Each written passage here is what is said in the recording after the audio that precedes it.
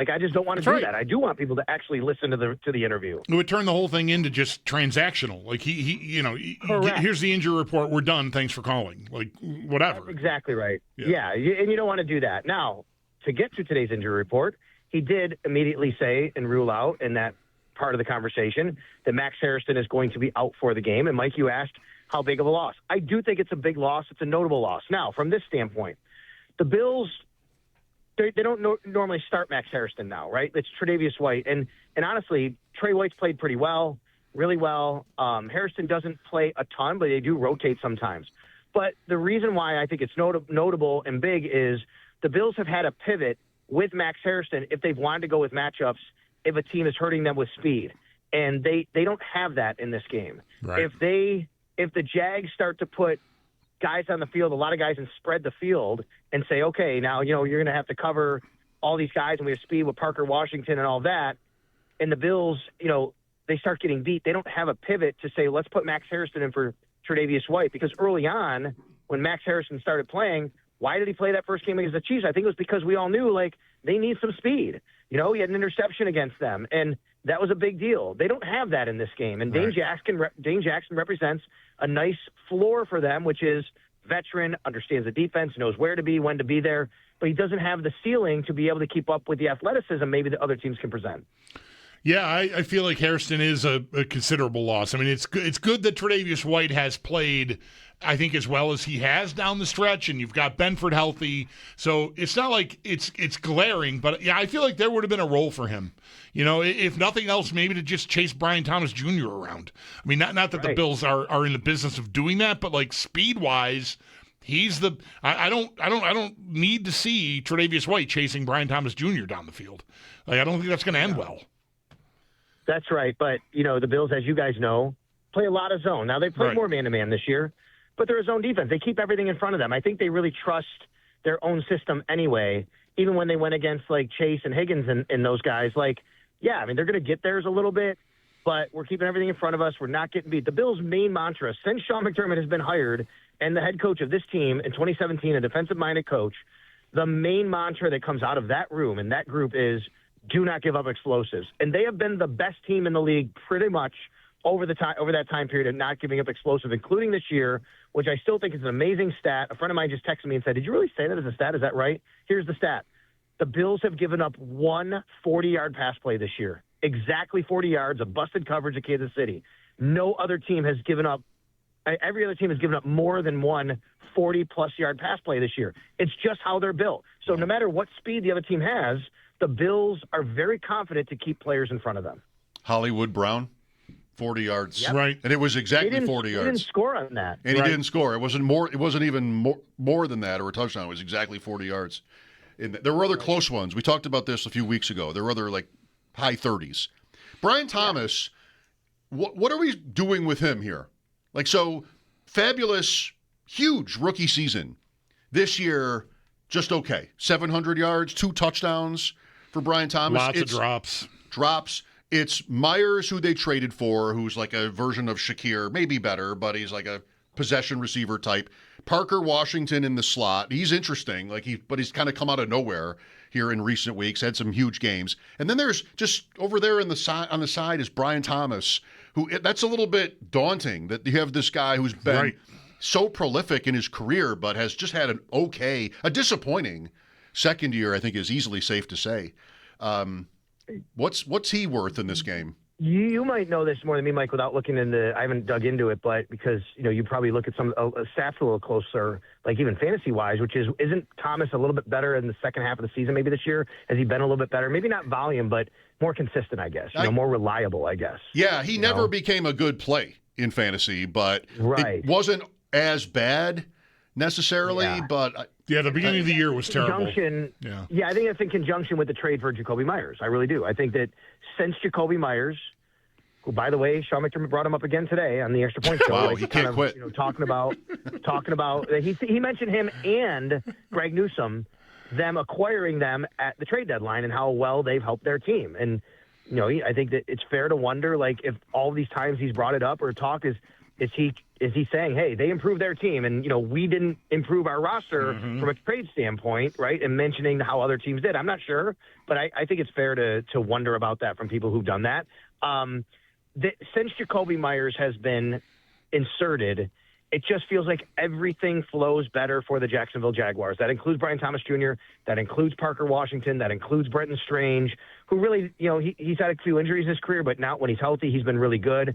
Washington does move around a little bit. He doesn't exclusively play the slot. You say, what do you want to do with Brian Thomas Jr.? I don't think that's a guy you have to necessarily run around and put Christian Benford on him every play. But I do think it's a guy you need to be aware of. But the trick is, right, when you have a team like that, and they have a lot of these weapons that you can spread around, if you do put one guy on him, that's going to leave another guy free in some other ways. So it's a tricky proposition. I'm sort of chuckling to myself, a little more inside baseball, if you will, from what you led off with here, Sal, about how you handle McDermott. As you're talking here about their receiving core and how they've gotten hot, I'm thinking to myself, man, I think I just saw a clip of Jeremy and Joe talking to someone about how Cohen does what McVay used to do with Goff when they were together at the Rams. And I'm thinking, like, who was it? I want to mention it here. And then I'm like, oh, yeah, it was you. It was Sal. Yeah. So tell everybody what you said to them this morning about the communication and what maybe McDermott and Babich and the defense in general could maybe capitalize on, if that's not too strong a word, sort of changing looks at the last minute. Yeah, I like it, the inside baseball. I do think this is the game within the game. I think this is a very big key component of this game, which is the Jacksonville Jaguars do with Cohen and Lawrence a lot of what McVay did with Goff, where they don't huddle, he gets up to the line, and he talks to him in his headset and his helmet until there's 15 seconds left on the play clock, because that's the rule when it gets shut off. He kind of gives them the answers to the test, so to speak. He says, okay, they're in this front, they're an odd, they have, watch out for the linebacker over here, we got a good play here, stick with it. Hey, you need to change up the front, you need to change the protection, whatever it is, he's getting that from Liam Cohen. And it doesn't mean that he's not smart enough to understand that stuff himself, but what it does mean is once it gets to 14 seconds, now he's, all right, got everything that Liam Cohen told him. The Bills know this, right? They know this. And once you get to 14, that's when you might start to play around with things, change things a little bit. It gets under 10 seconds, pre-snap, you move safeties around, you move a linebacker, and you blitz from a different spot than what he thought, because what he's hearing from Liam Cohen that he's seeing then becomes a different picture before the snap. And I do think because the Bills have been so good at this over the years with Sean McDermott, granted a lot of times, most of the times with Jordan Poyer, Micah Hyde, but now Poyer's back, you got Cole Bishop. I just think that's something that the Bills will maybe have to turn to in this game if they want to try to figure out how to, make a big play or flip the script a little bit here. I did hear also, and I don't have data on this, I just know I heard an interview, maybe it was with One Bills Live, mentioning how that they will go fast sometimes, Jacksonville, and maybe that's to avoid what you're talking about, right? Like, I wonder how often they snap the ball at 15 or close to 15 seconds to not give a defense time to do that, like to try to change it up on them. I think it's absolutely part of the equation. As I just said that the Bills know they do that, they know the Bills know they do that, right? So they're going to say, okay, there it is. Let's get into play. Let's just snap. That's the play we want. We don't want the defense to change the look right there. And absolutely, I do think that they'll do that. Plus, they have a really well-balanced offense. Now, their run game is Travis Etienne's good.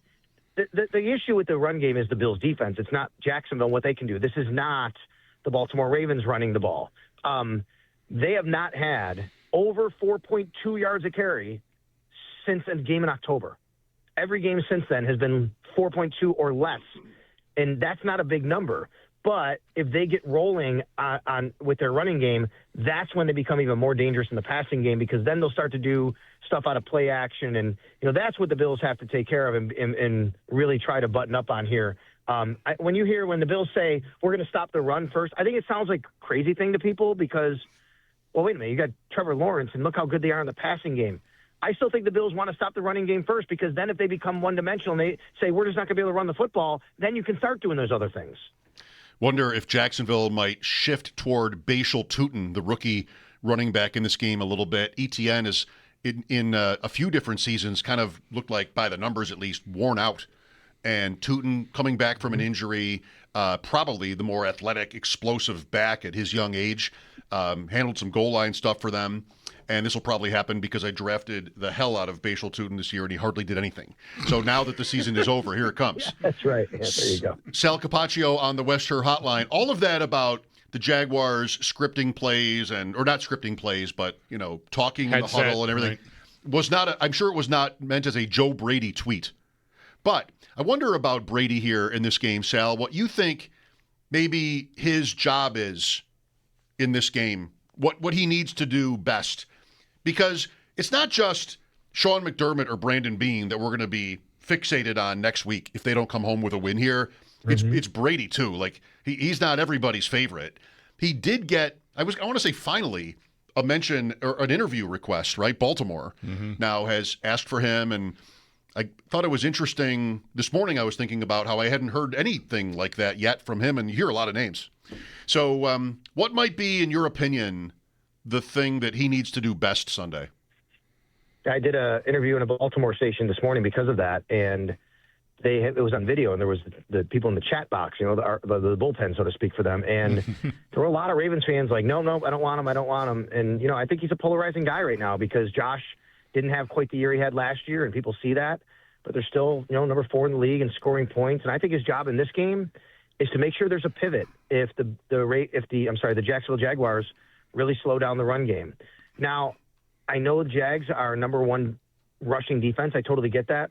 But the Bills are going to do what they do. They're going to be who they are. They're still going to try and run the ball.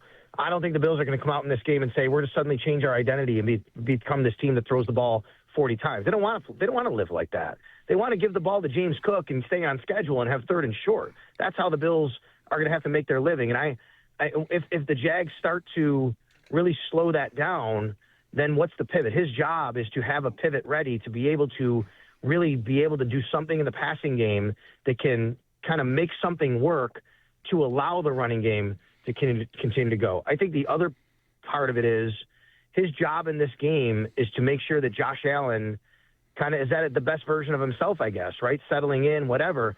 You go back in some games that we've talked about over the years, and I don't know if I can give you one off the top of my head, but what's the book on Josh sometimes where he gets so amped up early in the game? Early in the game, he's so amped up that, maybe he needs to get hit a little bit. He said before he might need to, get hit a little bit. Or you want to give him an early throw. You want to give him an really early success where he can feel good. Last year, the AFC Championship game, the Bills went 3-and-out. They started the game with, I think, 3 straight passes. They were incomplete, and they had to punt the ball. And, I think you want to do something early in this game to establish that you can be a little bit more settled in and in control. Sal Capaccio on the Western Hotline with us here for just a couple of more minutes in advance of Sunday's wild card game in Jacksonville for the Bills. Sal, what's your best guess? I mean, we know Palmer is questionable, so that'll probably go right up to Sunday. Maybe the practice squad elevations at 4 o'clock tomorrow will tell us something. Like, for instance, if Mecole Hardman gets elevated, then you might have your answer. And that would answer this question, too, about Keon Coleman. How do you feel about Coleman? I mean, the practice squad elevations are probably going to be, there's only the 2, and they've got whatever needs at linebacker maybe or elsewhere. Running back, right, if Ty Johnson isn't right. So I don't know how, liberally they can just call Hardman up. What do you think about Coleman in this spot? If do you think he gets called on? Boy, it's a tough call. If Joshua Palmer can't go, that puts you at, 5 eligible receivers, right? Right. Shakir. Yeah, Brandon Cooks, because Brandon Cooks play. Gabe Davis, I think. You're looking at 5 wide receivers, Tyrell Shavers. And I could see a world where they could just roll with 5. I don't think they have to have a 6th, especially because with Dalton Kincaid now healthy and off the injury report, I think you could really lean into 3 tight ends. You could lean into your 13 personnel if you want at times. So, no, I don't think that even with Josh Palmer, it's a slam dunk that Keon Coleman gets called upon. And I wouldn't be surprised if Mecole Hardman was elevated for this game for this reason, especially if Palmer can't go. yes, to help replace, and you have a receiver, you have an option, and you're going to want to have another threat downfield. The Bills would like to have another, speed element. You have Cooks right there. But, guys, if Palmer can't go and you are going to go with 5 receivers, how much risk do you want to put on Khalil Shakir returning punts and putting that on his plate too? Because if something were to happen, Khalil Shakir, now suddenly you're really down wide receivers. So I think it's a dicey proposition to have 5 plus Coleman, because then you have Khalil Shakir returning punts still. I think you have to think about that aspect of it. And honestly, he's the 6 out of 6 guys right now. And it just doesn't feel like they trust him. That really what it comes. That's the word. It's just trust. It doesn't feel like they trust him right now. Yeah, I think if you're in a win or go home situation, it would really say a lot, right? If Palmer isn't there, you're right. There's just the 4: Shaver, Shakir, Davis, Cooks. Those are your 4. You want a 5th. If they elevate Hardman to take that 5th spot instead of Coleman, I mean, that just really says it all. And I would respect it. Like I understand why they don't trust him. Yeah, I agree. I mean, if you can't do the things off the field that you need to do, then it's hard to trust you on the field. And I'm not saying anything happened since we know things have happened off the field with, him being benched early in the season, but it was multiple times, going back to that time. And I just think that has to be part of the equation that you think about, and hey, if he's been doing everything right, then sure. But the production hasn't quite been there as well. And how much does Josh trust him, right? It's a numbers game. Given all of the scenarios that we're talking about here, guys, with Prater's injury, with Terrell Bernard being out, with Ty Johnson being questionable, it's hard for me to get to Keon Coleman getting a jersey, because I just think you're going to have to probably elevate other people at other positions, in the 48 game day roster is going to have to look differently. It's going to have to look a certain way probably without him. It's possible. I just don't see it right now. Sounds right to me. Quickly, DeMar Hamlin didn't make it back? No, he didn't. They're not going to activate him for this game. He has been ruled out. Max Harrison been ruled out, and Terrell Bernard's been ruled out. And the reason I brought him up, guys, so everybody bumps up a rung. So that means Joe Andreessen becomes your main backup middle linebacker behind Shaq Thompson. He's questionable. He will play, Sean McDermott said. And therefore, you might need Keontae Jenkins or Balen Spector to fill the special teams roles. That's one of those. Daquan Jones is, I think, a big one for the practice squad call-ups, because if he's not there, then maybe that's Jones Jr., I think, if I've got the right name. So, there's a lot. I like the way he's played, by the way. I like the way that Jones Jr. has played. I think he's given good special teams reps, and I think he's given you a few good snaps on defense. And I think Fedarian Mathis has given snaps on defense. So what we thought the defensive line group would look like a couple months ago rolling in the playoffs is certainly not, I think, what it looks like right now. But I actually think that it might be a little bit better than, what the given scenarios would be if you'd said that. This is Andre Jones? Yep. Okay. Yeah. Sal, thanks for your time. Enjoy your Friday night and your trip to Jacksonville. All right, you too, guys. We'll talk on Monday, hopefully, about what's coming up next weekend. Yes, man. All right. Sounds good. There's Sal Capaccio. His